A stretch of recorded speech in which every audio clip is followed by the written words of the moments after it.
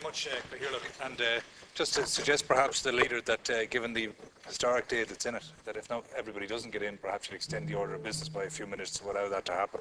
I'm sure whatever minister is standing by won't mind in the circumstances. Can I, in the first instance, ask that the relevant minister be brought to the House as a matter of the utmost urgency to discuss the issue with the junior doctors. I think it's an incredible situation where we continue to have a scenario where these people are expected to work hours. If one considers truck drivers would be jailed for working the hours that these people are working, pilots would surely be arrested for doing the same. I think it's something that has to be dealt with as a matter of the utmost urgency. And we see 13,000 operations being cancelled today, and obviously a skeleton service, a Sunday-type service throughout the country. It's very, very worrying, and I think that that's foremost in all of our minds, and I think we should press ahead immediately with that. On the issue we're all speaking of today, obviously we all welcome the result of recent days. But can I say, while we're all reflecting and having periods of calmness and so on, we might get on with a little bit of work as well. And Leader, with respect, I don't know that we have to wait for the government to order the business in this House.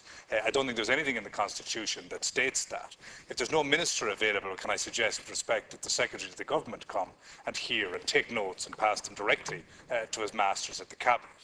Senator Daly rightly pointed out earlier on about the EU scrutiny and the fact that it effectively doesn't take place in this country. Civil servants in this country, with their counterparts in Brussels, formulate the policy, and we rubber stamp it in both houses of the Oireachtas. And anybody who's visited the committee system downstairs knows that that's just a second rubber stamping. The legislative programme for the EU Commission from July to December this year has 67 pages of proposed directives that probably won't get a minute's debate in this House before it's past the point of no return. Yes, it will come here as primary legislation, where the Minister of the day will tell us this must be transposed by whatever date because it is directive and we're signed up to it.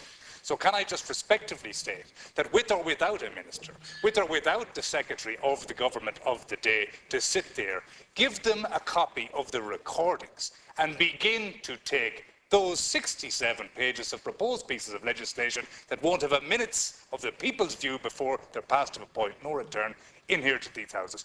Very, very finally, and because I've been one of the most critics, can I wholeheartedly welcome Lisa Hand and our colleagues to the House today.